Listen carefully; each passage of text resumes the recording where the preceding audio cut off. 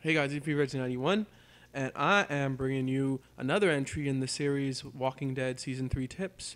And today we're going to be talking about major decisions. Now, you guys know what these are. These are the 5 major decisions that show up each episode. Even though they are supposed to be serious, game-changing decisions, let's face it, some carried more weight than others. I mean, there were some that seemed to seriously change the outcome of certain events, while others, no matter what decisions the player made, the same thing would basically happen.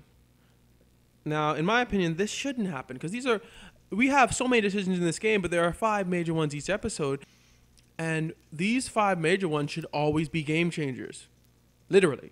Even if it's not a huge difference, it should still be a difference that we can plainly see, a difference that we're not just like, okay, not sure what that did. Because these are supposed to be the biggest game changers in the episode. Even though we make decisions all the time, these are supposed to be ones that literally shape how the game goes along. If no matter what you do, the same thing happens, maybe in a slightly different way, then what's the point of these decisions being so major at all? I hope it's not just that that they sometimes just want to fill the list out. It should never be, and I'm not saying that it is, but it should never be that they're just trying to fill the list out because they have to have 5 major decisions each game. These decisions should always make a difference. I find myself once again comparing this to BioWare. This time, however, it's Star Wars The Old Republic. There's a mission called the Black Talon where the players have a decision to make. It's kill the captain or show him mercy. Now, this is a major decision. It's one of those where it's just one or the other. It's not like kill the captain, show him mercy. It's not like there's no neutral ground here. It's either dark side or light side for that decision in the game. If you kill the captain, then the second in command takes charge, but due to her lack of experience, the ship is boarded through escape pods. However, if you leave him alive, then the ship is not boarded, and the mission has a very different ending depending on the player's choices. In fact, if you kill the captain, almost all the crew dies because there's some type of rebellion. But if you don't kill the captain, all the crew survives by the end. So that's the thing. It shows a difference. Those major changes actually changed how the mission went in that game, and the major changes should actually change how the episodes go in this game. I mean, sure, I could list other examples from this game, but the point is that those 5 major decisions we have to make every episode out of all the decisions we have to make should pack a huge punch. They shouldn't be something that we make and then we play again, we make the other decision, the same thing happens. I mean, many of them not only don't pack a punch, they don't even pack a flicker. Like the decision on whether to shoot Rebecca or not. No matter what decision you make, she still gets shot and the Russians still attack you. Honestly, the first time, I shot Rebecca. Because I was like, okay, she's turned into a walker, let me shoot her. But then I was like, the Russians attacked me or attacked the group because of the gunshot. And I was like, okay, maybe the Russians won't attack us because I didn't shoot Rebecca. But then Kenny shoots her. So I'm like, okay, so even though this is supposed to be a major decision, it doesn't even make a difference because the Russians still attack and the next episode basically still begins the same. Another example would be in episode 3 when the player is given the option to either assist Sarah or do their own work. Either way, Carver gets angry and kills Reggie. There's basically no difference. The only difference is that if you help Sarah, it may strengthen your friendship, I believe, later on. But if you don't help her, it makes no difference. See, honestly, first time I helped Sarah, right? The second time I didn't help Sarah. I saw Sarah start to cut the leaves herself, and I was like, oh, wait a minute. Maybe Sarah will actually do her work, and maybe Reggie won't get killed. But then what happens? The only difference is that Sarah, without the help of Clementine, cuts some of the live branches, and actually Carver's still mad when he comes in and kills Reggie.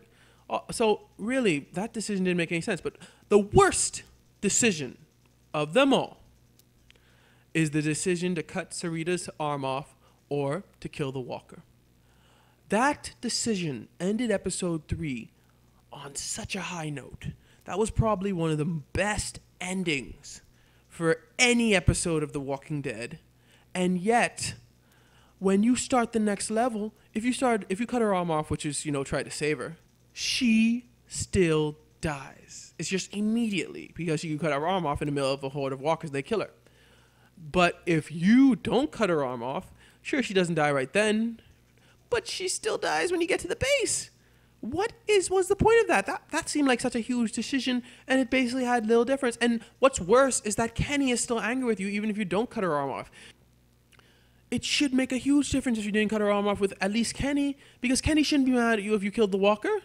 I mean, what does Kenny have to blame you for if you kill the walker? There is nothing to blame Clementine for. There is no reason why Kenny should still yell at Clementine, if she didn't cut off Sarita's arm, because why is he blaming her? It didn't make any sense. It was more like, it was more like Telltale just didn't want to write two different versions of that scene. I mean, they did write a slightly different version, but it seems like they didn't want to change it too much. It is possible that, and it did technically go this way, because it is possible that Telltale realized that most people are going to cut off the arm and not cut off the walker's face, so they didn't bother to, I think in the end about 67% of people cut off the arm. So they didn't really bother as well to make the other scene that different, because they realized that most people wouldn't have seen that scene initially. Anyway, I don't know exactly what happened, but it just didn't make sense that Kenny was still mad at Clementine, even if she stopped her from dying for a few more hours. Yeah. So that's the worst one. Now there have been some good choices. The ending game, that final decision was really great, and it really did make the endings much different. It was either you go to Wellington with Kenny, you're by yourself, you and Clementine and AJ are by themselves in a field. Jane and Clementine are back at House, either without the family or with the family, or you leave Wellington with Kenny. And I'm saying those were great decisions. Those parts made sense. Another one was in episode 2, when you had the option to either stay and surrender or go outside, and it really made a difference based on what you did, because if you went outside, then actually Alvin could die. If you stayed inside, I don't believe Alvin could die. I'm not sure, but I don't think that there's a way to kill Alvin if you stay inside, because killing Alvin occurs when Kenny tries to still fire instead of surrendering, and Carver has Alvin as a hostage.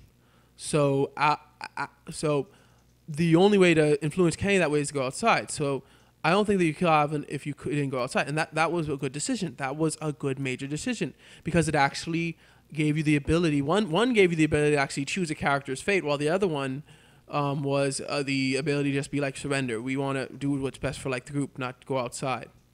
And that was really good. It actually shows that the writers thought of two different situations based on the player's choices. It shows dedication, making sure that the player knows that his or her choices actually made a difference. Unfortunately, this is the exception as opposed to the rule. Most of the choices didn't make that much of a difference, in my opinion. There just aren't enough major decisions that actually change how the story goes. Too many of these 5 choices we are given per episode don't really carry much weight.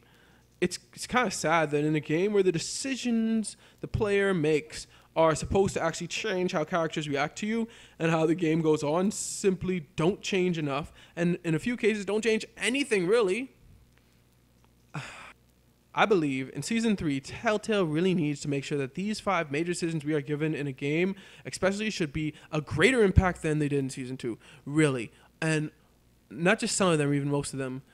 I believe all 5 of those decisions need to be a game changer in Season 3 for that to really improve on Season 2. Of course, this is all just my opinion. Please, you guys tell me your opinions in the comments below. Thank you for watching. Remember to like, comment, and subscribe, and may God bless you all.